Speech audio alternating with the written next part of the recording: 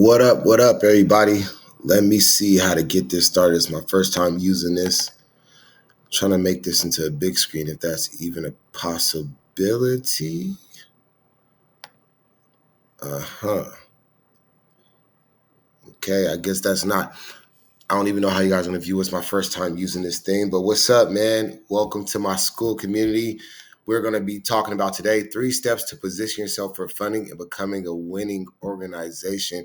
I know it's been a long time coming. A lot of people has been asking me, hey, bro, what are some good tips on some grants? How do I write different grants? How do I start my org? Particularly talking about a nonprofit 501c3 org. What's the best approaches? So here's a quick video, presentation for those of you who want to get started. And if you follow these steps, it'll put you in the right direction, right? This is something to get you going, get started. Each week, I'll be posting more content in our community as we bond more of a community. I hope you guys engage with each other. Feel free to ask me questions and diving into this stuff because I want to make sure that everybody wins and everybody has a dope, thriving organization that's creating a super efficient social impact type vehicle, man. So let's get over to the first slide. The first one is to clarify your vision, right? Your mission and your vision. You understand? Clarify your mission and your vision. I posted something the other day on my Instagram at The Prolific Tay, right? It was talking about the biggest issue I see is that individuals start off wanting to do everything, right? They want to help with everything. They want to be able to serve everything and do all these different things. But what we don't understand, especially when you're going for grants or talking to a funder trying to get funded, talking about you do everything will make them think you do a lot of nothing. Again, talking about you do everything will make them think that you do a lot of nothing because they're saying, okay, I fight fires, I help with homes, I get rent going, I tap in, and what starts happening is people start saying, okay, what are you great at? Because that's what we're looking for, right? So my advice, think about it like this. 1, what are the top 2 things that you do? Right? Like, what is one that you're extremely great at that nobody can go against you in? And then the next one is, what are you pretty good at that, 80% you're going to score that ball, right? So what are the 2 top things you do? The one you're extremely good at and the one you're pretty good at, right? As I said, as for us at Pro Se, it's always been mentorship, relationship building. We're like super, like almost incomparable at that. And then the other one is resource navigation, going and finding resources and bringing back to the youth and their family, right? Another thing is, who do you serve? Another thing I see people, we do all these different things and we do it for everyone, right? I understand because a lot of times we want to go get that funding and we're like, man, they might say no if I don't hit all these notes. But they are looking for somebody that does this for these particular people. They'll look for other people to do that for those particular people. But you want to make sure that you know what you got going on and who you serve. Again, for Pro Se, it was BIPOC youth, right? Particularly brown and black. And then we started increasing our ethnicity groups as we started spreading through different cities and different communities. But it's BIPOC young people. We provide culturally relevant one-on-one mentorship and resource navigation for youth and families to BIPOC youth and young adults, right? We even got into 11 to 24 years old, right? So what you want to do, what is the best thing you do and what you do kind of well, and who is it that you serve? And then you let them know where you are going, right? This gets kind of difficult because some people keep it really vague. It's not as direct. And I don't mean you have to be centered in and this is personal in our business.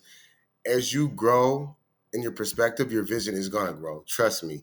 Like, our vision was something totally different than it is now. But I promise you, look, it's going to grow. But start with something that you can see, that you can give them a vision of, right? So when we said our example is we serve just as impacted Black and brown youth through Culture one-on-one mentorship and resource navigation to help end gun violence in underserved communities. So who do we serve? What do we serve them with? And what does our end result look like? If you get those 3 things into one piece, you got it, right? And what I'll do is eventually post someone here to help you guys be able to do that, or you could tap in with me. Maybe we'll have a group thing or something like that. But I just want to get this out to you. Again, what are the top 2 things you do? Who do you serve? And where are you going? that's going to get them saying, okay, this might be somebody I'm gonna rock with or get funded to or partner with. The next piece, right? Here's the legal side of things. This may be different pertaining to states. Tap in with me if it does look the same, but I did my best to put like the general pieces in there.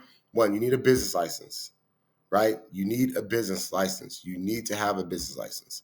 Something that says I have a license, and one thing, you got to get endorsement by different cities, depending on where you are, right? State and city, etc. I didn't know that till later on, but you need to have a business license. You can go in there and get your business license. I believe. And if you Google your particular state, I know for Washington it's dor.wa.gov, I believe, right? But you have to get your business license.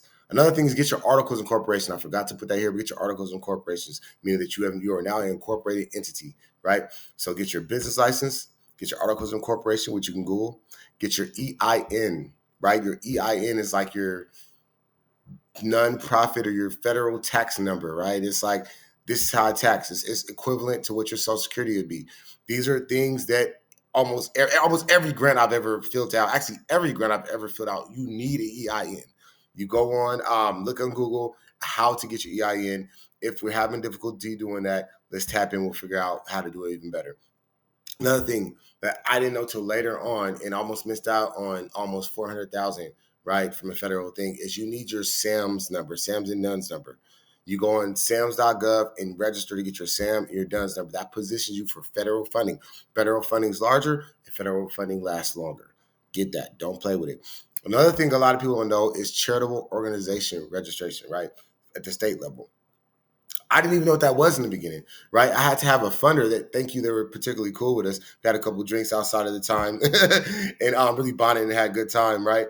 But they were telling me, you need to get your charitable organization. It automatically puts you as a charitable organization, and that means that other, even private funders can donate to you or whatnot and get those tax write-offs. Big organizations could do the same, whatever the case may be. But go on and get your charitable organization. I believe that's the Secretary of State. I could be wrong, but like I said, all of these things are Googleable, right? Googleable. All these things can be found on Google, right? But bottom line, your funders must see these documents.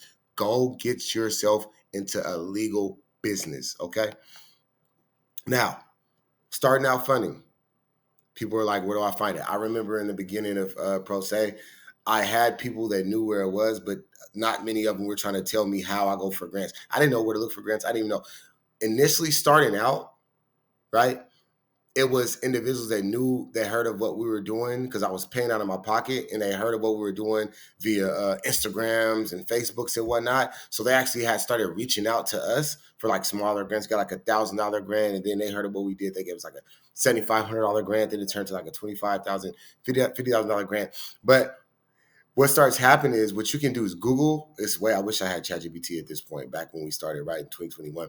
But you can Google or ChatGPT, right? Google or ChatGPT local grants that correlate to your city and state.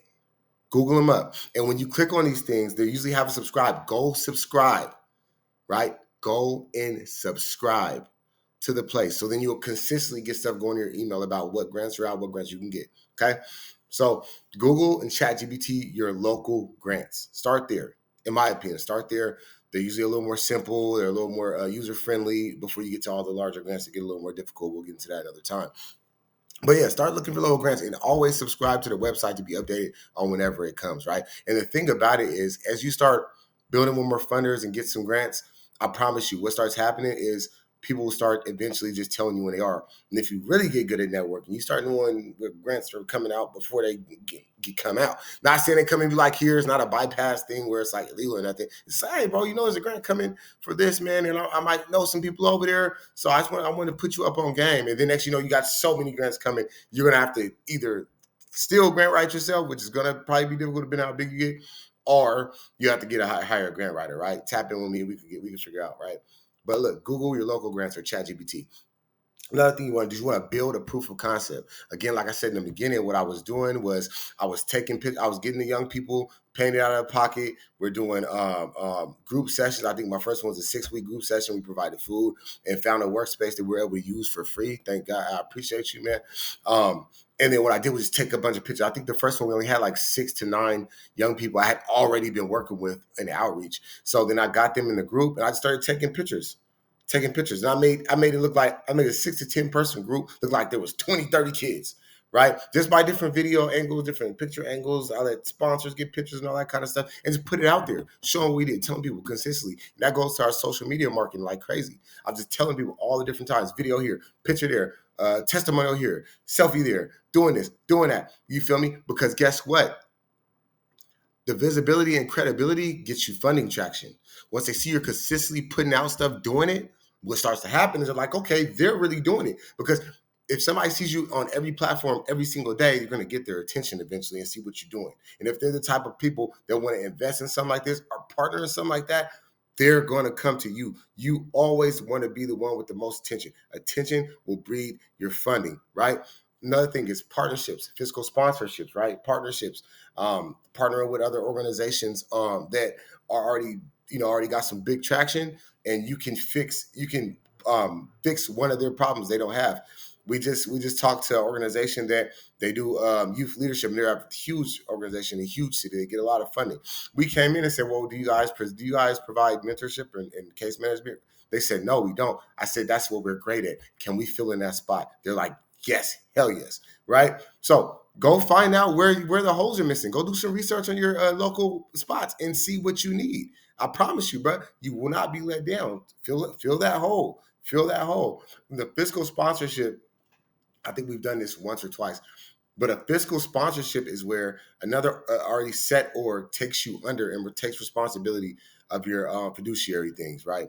So they take you on and say, hey, we'll look out for this person and we'll dish their funds out to them, because I know they don't have either a 501c3 not yet or aren't going to get one, or they don't have the financial structure needed. So go find and see if somebody will fiscal sponsor you. Usually come with a small percentage of something, but for admin or whatever the case, but why not, right? It gets you want to get on track to keep going and be connected, especially if that's what that would be, if I could go back, if I was something I was going to do knowing what I know now, I would do my research on the org, find out what holes they have. If that matches to don't go create something that's not what you do, right? But if that's something you're great at or you're a really good thing, fill that hole. Ask to be fiscal sponsor. Start your own program. Let them start the program along with a fiscal sponsor. Get all your stuff right. Build the traction with them. Bow. Watch you be a beast in like a couple years, man. So yeah, start with local grants, man. Build that proof of concept, social media like crazy. Partner and fiscal sponsor, and you're on your right track to do what you got to do, right? So for the action steps, you guys, we're gonna be having homework on this joint.